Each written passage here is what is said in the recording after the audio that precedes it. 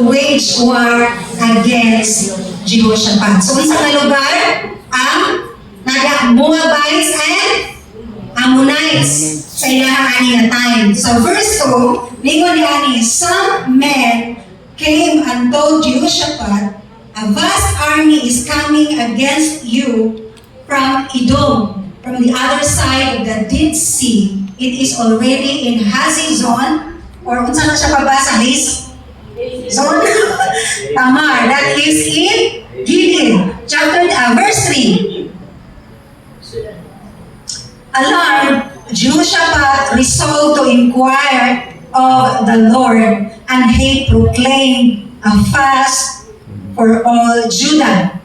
Verse 4, the people of Judah came together to seek help from the Lord. Indeed, they came from every town in Judah to seek him. Verse 5, and then Jehoshaphat stood up in assembly of Judah and Jerusalem at the temple of the Lord in the front of the new courtyard. Verse 6, and said, Lord, the God of our ancestors, are you not the God who is in heaven? You roll over the kingdoms of the nation. Power and might are in your hand, and no one can withstand you. Verse 7, our God did not drive out the inhabitants of this land before your people Israel, and give it forever to the descendants of Abraham, your friend. No, grabe si Abraham, gitawag siya the friend of God.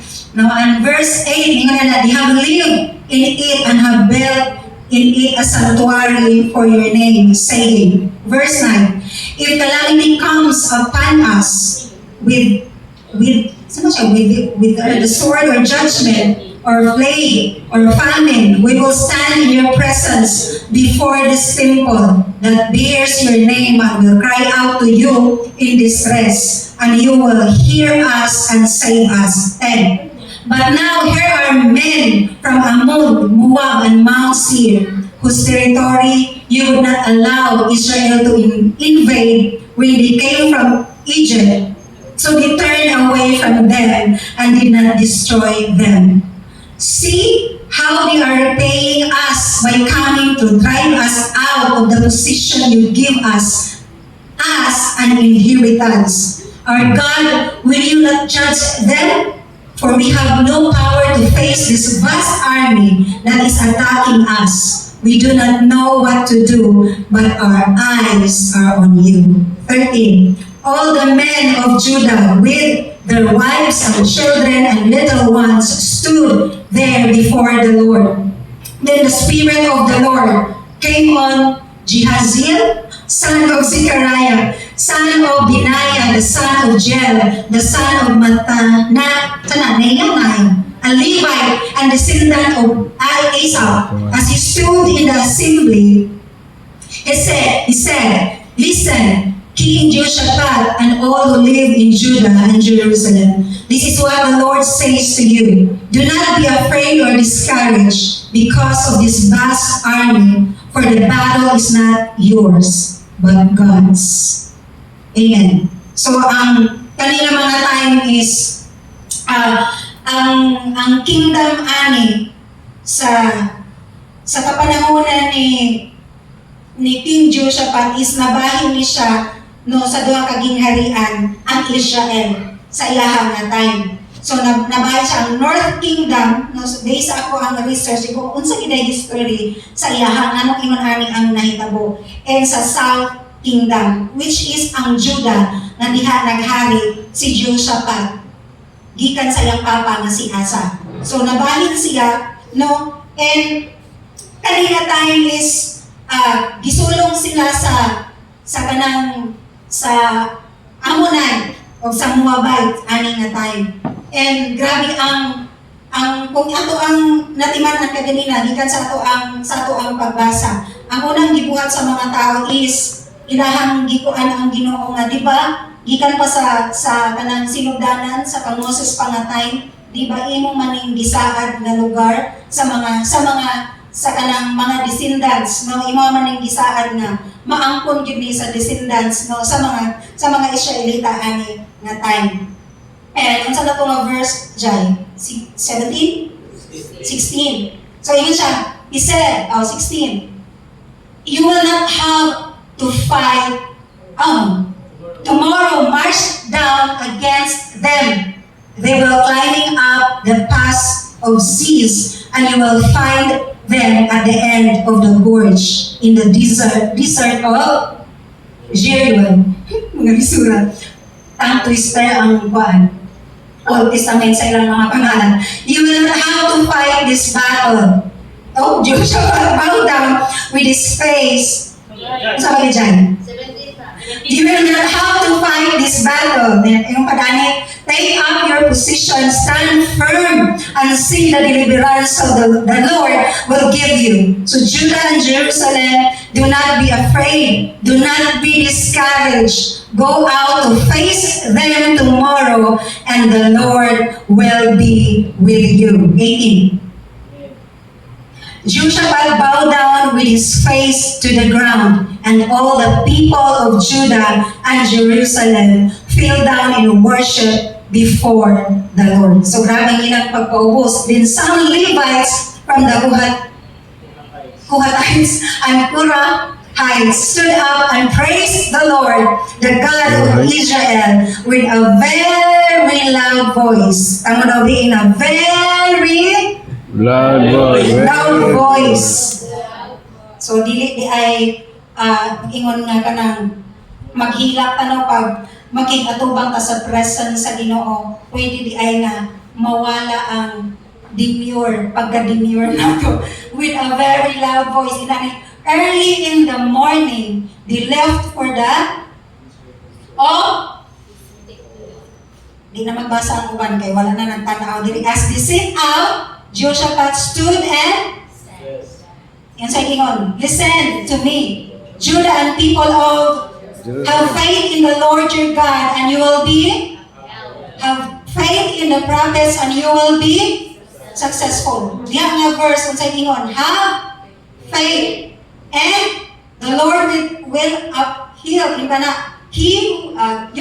and you will be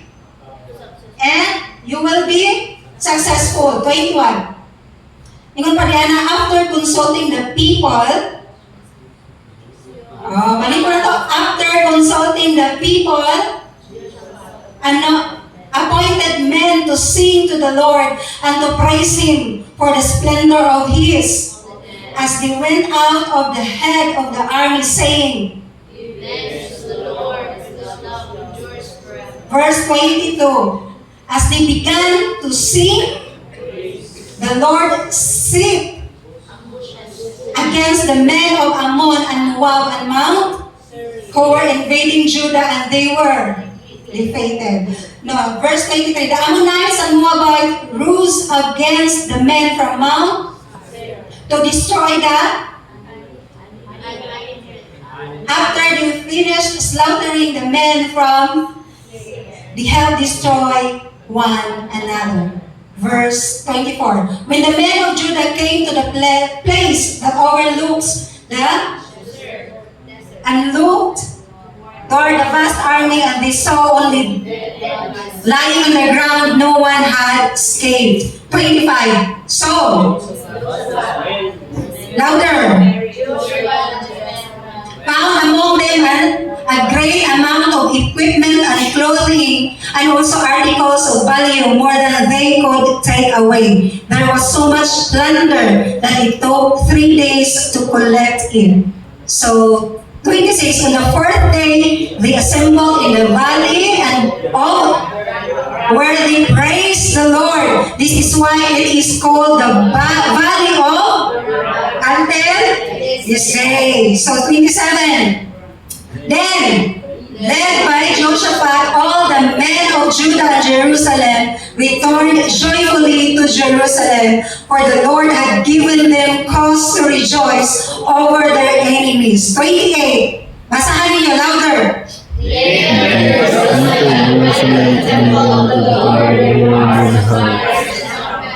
Lions and trumpets. 29. Sige. The pure God, King of all kingdoms in the earth. 30. here, the last And verse. the kingdom And the kingdom of Jehoshaphat was at peace, for his God had given him rest on every side. Praise the Lord. Panalaginan sa Ginoo ang pagbasa nato sa iyahang pulong. And ang pinaka tutukan nato karon is ang verse 22. Ngano ato ning masabtan? When they began to sing and praise, the Lord set ambushes against the men of Ammon and Moab and Mount Seir, and they were defeated. So, kung atong maobserbahan di ani, praise came first before the victory. Ang isugo, sa dihang nag-sing sila no sa 16 dapit nga sa verse 16 dapit pataas no. Ang una nga gikomanda sila is ilahang inquire ang Lord. Then pagkahuman nila inquire din niabot dayon ang pulong sa Ginoo pinaagi sa usa ka propeta no, nagbow down, nagpaubos sila, then naay instruction nga mao ni ang atong buhaton nga mag-worship ta sa Lord. Kung ato agyong naobserbahan ba, in atong i-meditate og ayo, ang kalampusan no nga natagamtaman no ni Haring Jehoshaphat ani nga time sa tibuok katawhan sa Juda is ang pag-worship sa Lord. Hindi lalim o dili basta-basta ang kaaway nga ilahang giatubang ani no is ang Moabites o Ammonites ani nga time sa ilahang panahon. Hindi manikayan ang fear no na ay mga distress nga nagakabati nila sa ilahang kasing-kasing sa mga kahadlok because nakita nila nga kung buot una-unaon mas powerful na nga mga country compare sa ilaha. Pero kung sa atong nabasa kaganina, sa ato akong maobserbaran diha sa ato ang pagbasa, ang pag-praise and worship sa Lord. Ang kadaugan nila is wala sila nagamit og mga hinagiban. Inyo ang nakita? Naabaday sa atong gibasa na amoy nabasa diha nga nagamit og mga espada, nagamit og mga banak. Ang ilahang gigamit is ang pag-praise and worship sa Lord. So praise came first before the victory. So the people didn't wait until the battle was won. They worshiped in the middle of fear and uncertainty. Their praise was an act of faith. Ang ato-adayong mga praises is an act of faith. No, despite sa mga uncertainty nga ilahang nabati, nang kawalay kasiguruhan ba, unsa kay may tabo sa to nga mas powerful man gyud ning Moabites, mas powerful man gyud ning Ammonites. No, siguro mas daghan sila, mas kusgan sila physically compare sa ato. Ana siguro sila wala gitay laing daganan ani kung dili magpatabang ta sa Ginoo. And ang instruction, ang command is to worship the living God. No, kulang na lang kung sa uban nga ato mabasa na bitaw mayroon ang Lord na natay nabasa kaganina di ba nga ningon that I am the Lord your God. No man, be still and know that I am God. No, ugma na ako'y dako nga pagabuhaton. Pero kaning be still nga word ba? Kana bitaw mingon si Lord nga be still and know that I am God. Usahay lisod may mong be still sa atong faith, sa atong belief, sa atong trust kung maatubang tag mga giyera sa kinabuhi. Sama tong ingon ni Pastor Amay, I don't know kung sa prayer ba to, sa iyang wali nga nangumusta siya, kumusta naman ta? Nagkalayo pa ba ta o nagkalayo? Kanang mga word ba? Nagkalayo ba ta? Nga ninduyog ani nga panahon nga grabe ka init o nagkalayo ta sa presensya sa Ginoo. Pindit kung kita ang nahimutang sa ilang panahon, ani. No? Siyempre, mixed emotion yun ang ato ang bation kay sulungon baya ta. Sulungon baya, unya kabalo ta nga, grabe ka, powerful nga nation ang muatake sa ilaha.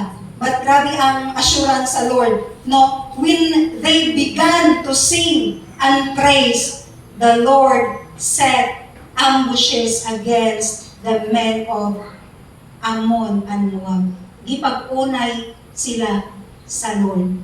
And walay strength nga nigawa sa ilaha, walay mga hinagiban nga gikan sa ilaha, kung dili ang nahimo nilang hinagiban is ang ilang pag-praise, ang ilang pag-worship sa Lord. So, lisod, sa ingon, lisod may mong be still and know that He is God. Lisod may mong mo be still kung wala tayo tarong nga relasyon sa Ginoo. No?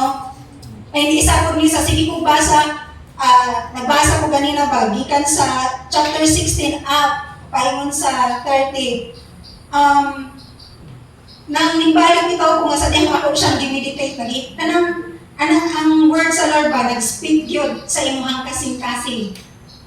Sa atong ang giatubang karon. No, kitang tanan, nag-atubang o crisis, tibuok, kalibutan. But, ang gi-assured sa Lord, kung mubalik ta, sama sa ilang gibuhat, to praise and worship our living God.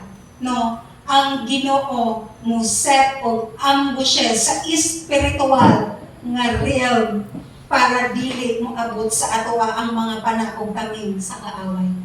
No, our weapon is our worship. No, our weapon is our praise diha sa Ginoo, taliwala sa mga gagapanghitabo sa ato ang personal. Wala ko kabalo kung unsa ang inyong gipang atubang personally, no, sa family, sa business, sa bisan unsa man nga mga gipang atubang, or sama ba ta sa Juda ani nga time nga gisulong, no, naabay na feel ba ninyo nga gisulong mo, no, sa mga problema, sa mga pagsulay. But ang tambalan ay ana igsoon is ang pag-worship nato sa Ginoo. Makita nato diya God fought the battle for them. So they didn't defeat the enemy by their own strength. God Himself intervened and caused confusion among their enemies. So ingna ang imuhang katapad. Worship is the key.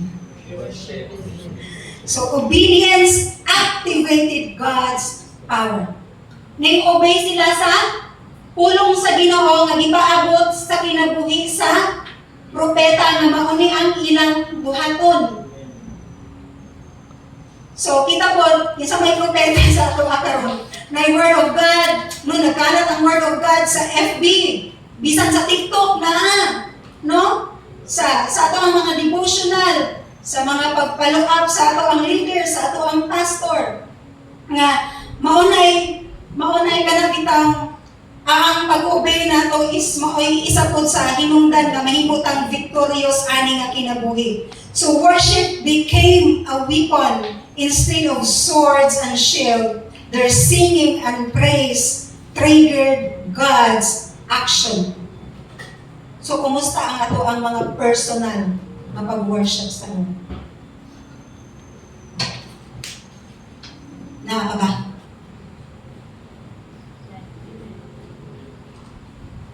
Seven times a week or once in a blue moon. Or sa ato ang mga minister, Friday lang o Saturday. Perfect ba ang atong pag-worship? Kaya ko nga, isa man po sa na-review ani. Sama sa kong ingon sa inyo, kaganila ba nga lisod, kana bitaw embrace ng ingon sa word, be still and know that I am God. Lisod, kabalo ka kung kinsa ang Ginoo, pero lisod, i-be still sa sitwasyon nga kana bitaw realidad ay imong giatubang, bisan kabalo ka sa reality nga diha sa Ginoo walay imposible. Ma-discern naman ko dahil nato na Ako sa una kay mubaso, ako makibasol sa situation. Karon mo balik iko sa akong kaugalingon. Tungod man good Lord kay wala na ko'y tarong nga communication sa imo. Maong naingon ani ko.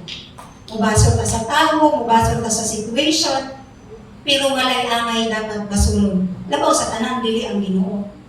Kung dili, para sa imo nila ba nga mo point daw kuno ka, ana, pero ang imong tulo ka kani nag-point sa imo. Siya manggod, pero mas daghan ang nag-point sa imong self. So, dapat kita, atong, wala tayo laing dapat daganan, wala tayo laing dapat itudlo. Kung dili, balik kita sa atong self. Kumusta na dahi ko? Kumusta akong relasyon sa Ginoo? Nganong sa pagsulong sa mga kaaway, sa mga pagsulay, sa ako ang kinabuhi, dali kong malukong. So God works in ways, God works in unseen ways sa ato nga. Kabalo pa dahil sila, mga naibuhaton sa Ginoo, nga sa dihang mo praise and worship sila nga, ipagpunay sa Lord ang ilang mga kalaman. Siguro ang ilang una-una ito no, kay mugamit yung taming, mugamit yung kusog, then hatagan lang ni gahom sa Ginoo nga mapindigid sila. Pero sa pamaagi nga wala nila dahuma, nga ipagpunay sa Ginoo ang ilang kalaban, walay kusog, walay taming, no? Kung dili ang gidungog sa Ginoo, ang ilang pag-praise and worship sa Lord. So same po sa ilaha. So kaninga verse or kaninga chapter na atong gibasa teaches us that faith expressed through worship even before the answer comes. Now when we choose praise God in difficult situation, we are declaring trust in His power and timing. God responds not just to our needs, but to our faith-filled hearts. Kanang bitaw kanang gitawag nga kanang bitaw faith-filled hearts is ang faith kanang bitaw sa mga iyong tausahay kung inyong makuanan, ang faith, it's not about kanang bitawng loud faith. Katong steady faith ang gipangita sa Ginoo. No? So na ng loud nga faith. Kung pagkasunod adlaw, madamagan o kuan mo kalitlag bawala. Karon lang, grabe ka init, grabe ka kuan. Pero katong faith na steady, maugip pangayo o gidahom sa Ginoo sa ato ang matag usa ka kinabuhi. So, mura gid ni ang bitaw atong pasalamatan sa Ginoo that despite sa atong mga unfaithfulness, forever na himong grateful or faithful ang Lord sa ato ang matag usa ka kinabuhi. Amen.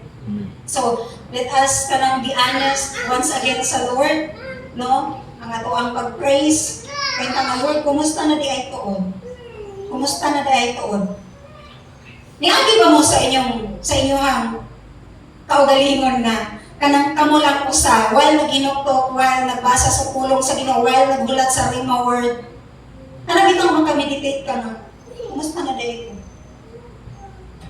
Kanang kamo ba niingon nga self, kumusta na ka? Nagkatry na mo? Dahil magtinanawan si Lalay. Ay, nagkatry siya. Suko ka. Suko siyang ginagawan. Ako personally, sa'yo ginabuhat na ako sa Ginoo, hindi ay kung sugod og hilaw. O sa'yo kay mga naging ko nga, Lord, kumusta na tayo? Kay usahay, kita mismo, denial. Okay lang po. Kaya pa na kami. Okay lang magod ko. Okay lang po may mamumusta. Okay lang nga may magpalo ako. Okay lang din ko. Ato pa mga nalikog simbahan. Okay pa kong imong anay, bla bla bla. Pero sa mga time nga ka nakita imong i-let go ang imong self, atubangan sa Ginoo, diha imong madiscover kung asa nakataman o kumusta na ka. And kanang inaingon ang audible voice of the Lord. Madunggan din nato na ang still small voice of the Lord sa atong kasing-kasing. nga mutubag gid siya, nga naay makig-istorya sa imuhan. Katry naman siguro taanan. No? And magsugod ang revival, magsugod ang breakthrough sa ato ang matag sa kakinabuhi. Sa dihang mahimong steady ang atong faith diha sa Lord. Ana bitaw mahimong maayo ang atong relasyon sa Ginoo. Ang atong pagpakigrelasyon sa Ginoo. So kung ikapoy ka, just worship the Lord. Kung daghan kag problema, just worship the Lord. Kung niabot ang mga Juna, just worship the Lord. Kung naa may gera nga giatubang ang imuhang pamilya, ang imong personal, just worship the Lord. Wala man ta nakasagot sa atong kaugalingon, just worship the Lord. Because worshiping the Lord is an act of faith, not just an emotion, mga kaigsuonan. So kung mawala ta sa atong worship diha sa Lord, mao na ma-evaluate po nato atong kaugalingon ug makita sa atong mga panagbuhay. Kung naay makakita sa ato ama, kaingon jud nga. Ingon pang tigi. Kulang ning pagduol sa Ginoo gyud. Kaya madison ba ya sa kanang bitawong grabe og relasyon sa Ginoo? Madison ba ya bisan ang atong mga panagbuhay? Madiscern nato kay kanang inyong mga panagbuhay. O kaning akong panagbuhay, tanawon lang dagway sa imong kauban. Nganong nangasunburn pa na. Grabing lahat, grabing ligo, laglag, bulag-bulag sa init. Tanawon na siya. Kung sa imong pagtanaw sa iya, spirit-filled, wala po ito na yun, na-executive ko ha. Gidamay talang mo kay grabing video sa lol sa kuhaan eh. Kahit mo na hindi mo na, damay-damay, ragod na eh. Nasakitan ko, ko. No? Kumusta? Dari ko ba nga, sa bisan sa mga sitwasyon, sa kadagaya, mas the more, ay dili. Sa kadagaya, i-worship sa Lord. Sa kawadon, mas the more na i-worship sa Lord. Sa kalipay, i-worship ang Ginoo. Sa kasakit, mas the more na i-worship ang Lord. Isip mga Kristohanon. Pero sa kadagaya, sa kalipay, praise the Lord! Grabe ang pag sa problema. Praise the Lord. No? Nangaluyahan na, dili na dahil makita sa ato ang mga panagway. So grabe ang pag-review sa Lord sa pasapan ni kanang mga personal nga pagpakikistorya why ako aning gimeditate. Ningon ko nga Lord, tinuod jud kay kung mawala, kung nagali mga problema or bisan sa akong yatubang, mawala dahil ang kanang genuine na pag-worship sa Lord. But isa sa akong ipasalamatan is kanang bitaw nga sa I realize sa human ako nga nag-meditate, ang akong unfaithfulness, ang akong faithlessness, ang akong pagkamakasasala at ubangan sa Ginoo. Makaingon gyapon ko nga Lord, indeed, sama sa kanta ni Don Juan, only by grace can we enter, only by grace can we stand, not by my human endeavor, but by the blood of the Lamb. Makaingon ko nga, diha tayo ka makasugod ang ilang mga grabe ang faithfulness, ang grace o ang mercy sa Lord na every day niyang dipasinati. Kaya kung wala pa si Jesus back sa Old Testament, na mga anhing natangtanan, ipanglamoy na ta sa yuta. No, tungod sa ato ang sa ato ang pag-aano kay Paul diha sa Ginoo. So I hope nga kani nga pulong no naghatag og kalinaw no katinawan sa ato ang mga gipangbati spiritually. Kay physically we're okay. Tama? Okay naman to physical. But emotionally kaya naman dalhon. Pero pag-abot spiritually, bang. Very good pag mawala kita sa passing spiritual, musunod yun ang emotional ng hagba. dahil musunod dahil ang isikan nato. Di na dahil makita nga luya ta. Luya, busog man ko.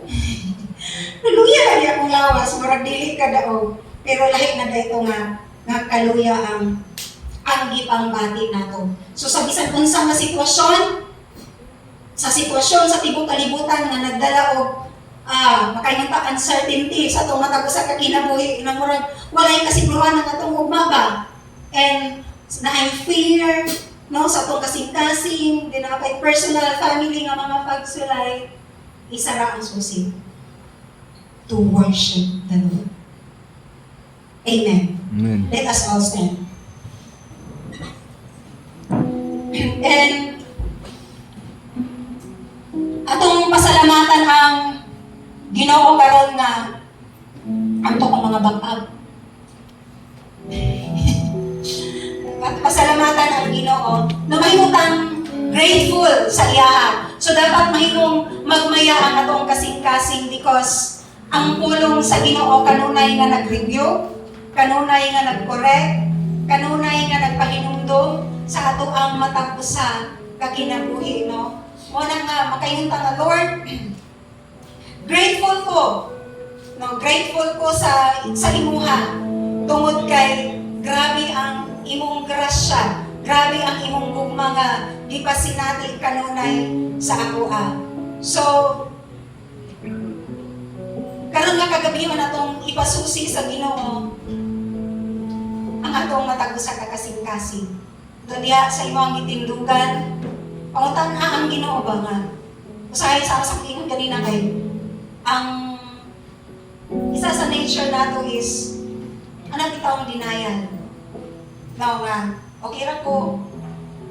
Pero sa mga panahon nga dili nato na i-let go diha o ipakita sa Ginoo unsay tinuod nga nasa sulod sa atong kasing-kasing. Dili gid ta maka-breakthrough ana mga kaigsuonan. So, karon sa diyang ipiyong nato atong mga mata ay huwag tanaw sa ako. Let us close our eyes and pag-ikumin sa Lord. Naing na ang Ginoo nga Lord, kumusta day ko? Hallelujah.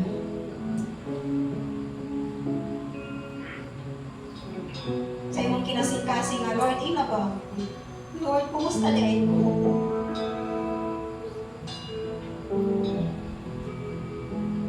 Kumusta ang akong tibuok pagkatao?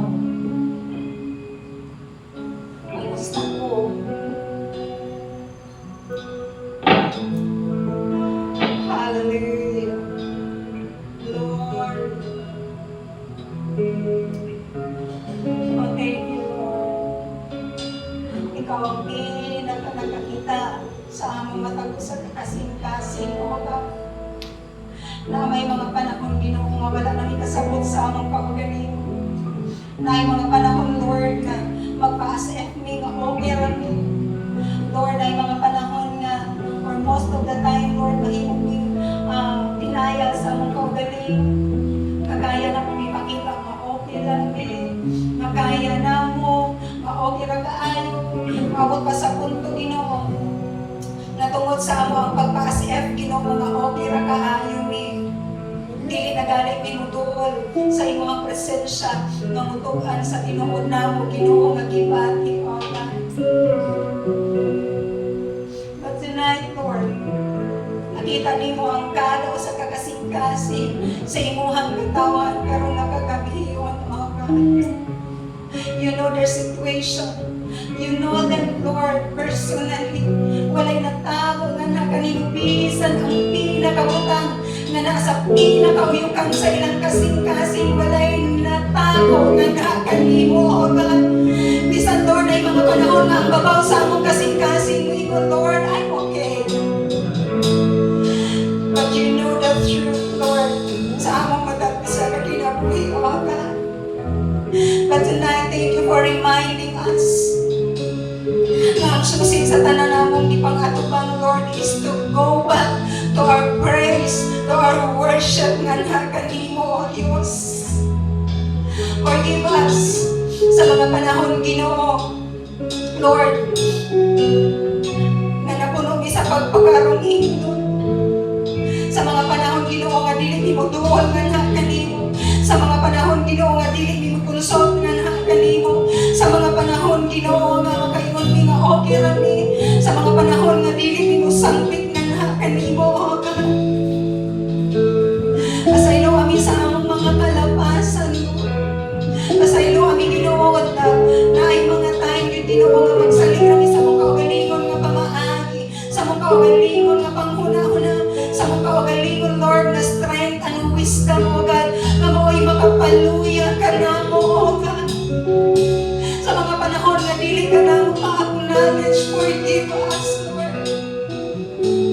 But tonight, imuming gi-remind sa imong pulo that in every season, that in every gera na among giatubang, O God, kung among dalod sa among pag-worship, sa among pag-praise nga na kanimo, imo minghatagan o kadaugan sa among matag sa kaginabuhi, O God. Hallelujah, hallelujah. Thank you, Lord, for cleansing us. Thank you, Lord, sa pagpasaylo nga kanunay nimong gipaabot nga rin kanamo, Ginoo.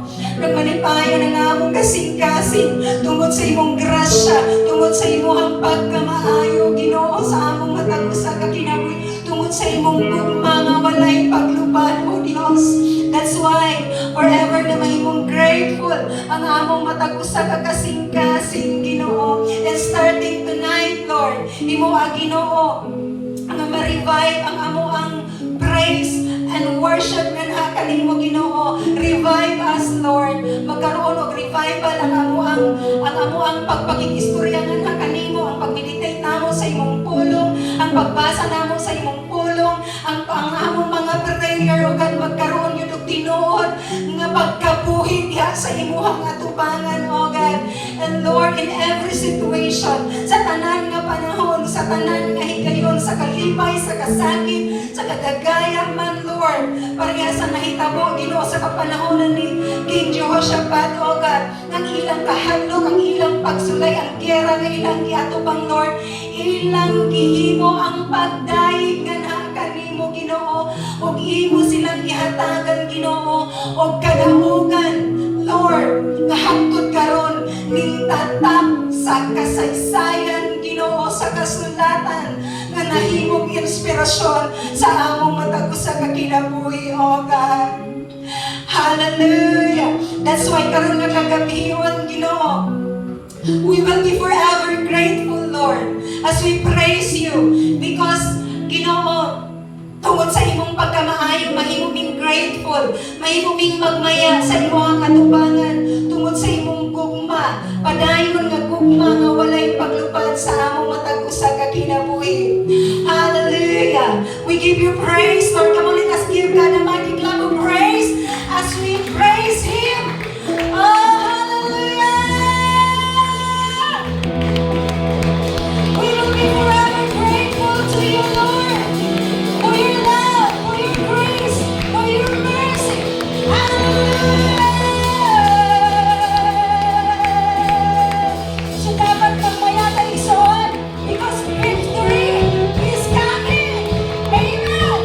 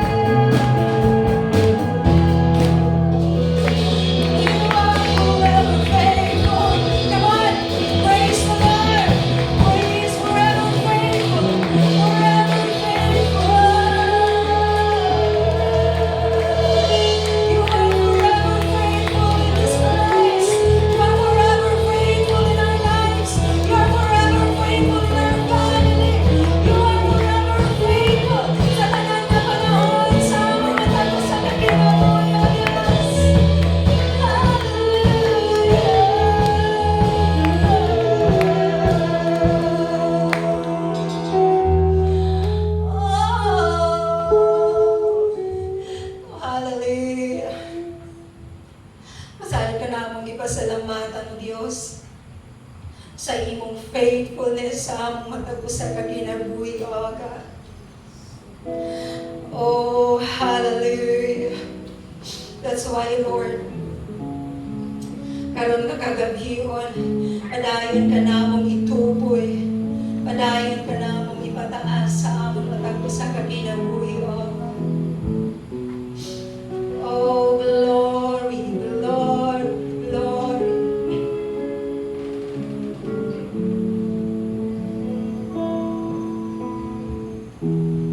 Be exalted now in the heavens as your glory fills this place. You alone deserve our praise. You're the name above all names. Be exalted now in the heavens as your glory fills this place. You alone deserve our praise. You're the name above all names. Be exalted now in the heavens as your glory fills this place. You alone deserve our praise. You're the name above all names. Be exalted now in the heavens as your glory fills this place. You alone deserve our praise. You're the name above all names.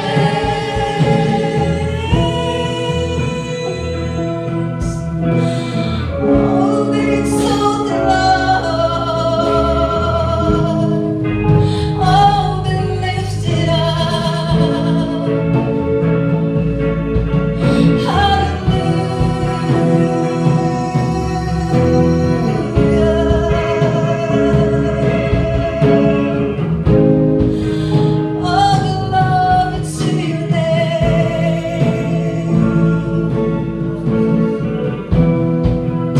Hallelujah. Padayon ka na mo, Ginoo, nga ipataas. Padayon ka na mo nga ituboy. Isa ng among pag-ampo karon nga kagabihon.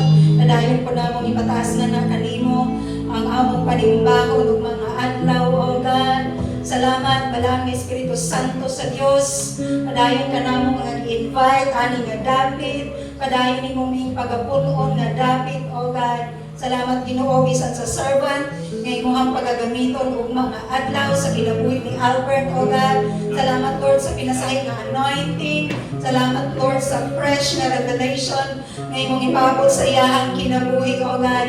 Salamat, Ginoo, nga mga pulong, Ginoo, nga mugawa sa iyahang mga ngabil ug mga adlaw, Lord, nagalikan lamang nga kanimo. Bisan pa man ang mga tao, Ginoo, ug mga adlaw, karon pa man nga kagabihon, imo nang andamo nang ilang matag usa ka kasing-kasing nga mahimo sila, Lord, nga alam bitaw excited nga mosimba, Ginoo, excited nga mag-fellowship, O God, excited, Ginoo, nga makaingon sila sa ilang kasing-kasing nga unsa na gud kaha ang imuhang pulong, Lord, nga imong ipaabot sa ilahang matag usa ka kinabuhi, Ginoo. Salamat, Lord, nga ang tanan nga mamarog, Ginoo, imong pagatabunan sa imong balan ug gamitin nga dugo, imong i-anoint, imuha, Ginoo, nga pagaubanan, O God. Salamat, Lord, nga ang tanan nga pagabuhato na mo og mga adlaw, ikaw ang mag-glorify, ikaw ang mag-magnify, O God.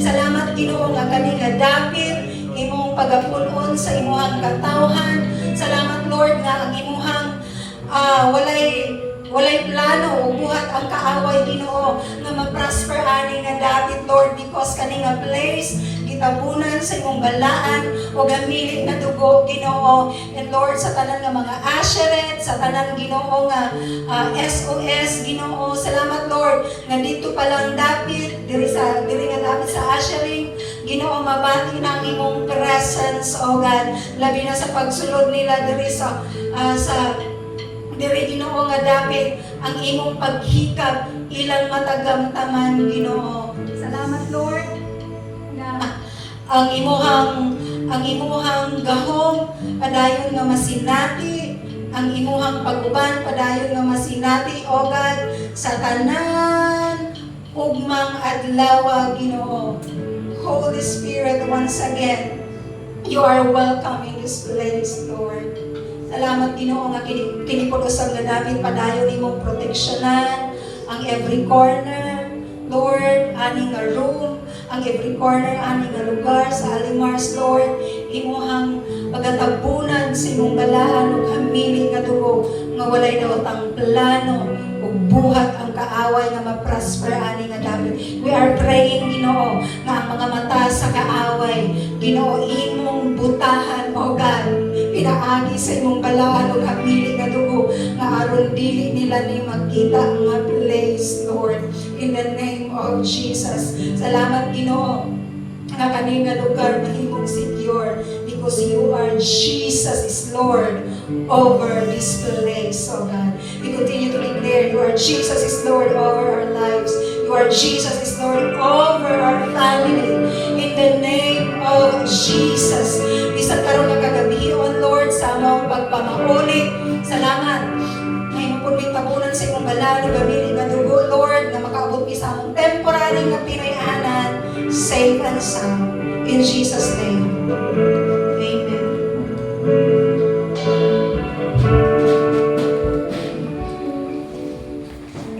Music team, sa Milasan mag-una ang pagkanta o Give Thanks to the Lord. No? Nag-una ka